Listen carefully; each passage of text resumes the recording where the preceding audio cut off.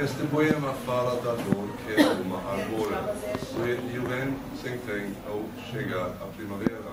Da vida se bem que tenham a vida inteira à sua frente. Jag visst gör det ont när knoppar brister. Varför skulle annars våren tveka? Varför skulle allvarligheten bindas i det frusna vinterblek? Plötsligt var det knoppen hela vintern. Vad är det för nytt som tär och spränger? Jag visst gör det ont när knoppar brister. Ont för det som växer och det som stänger. Ja, de är det svårt när droppar faller.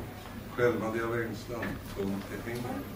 Klamrar sig till kvisten, sväller, glider.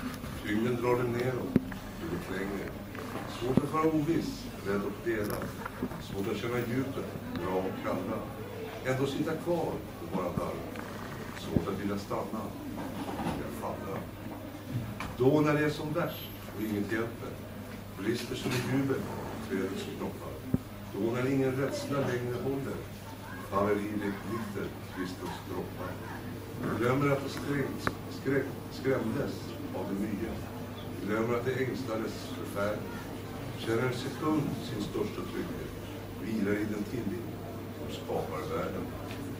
Karin Borgen.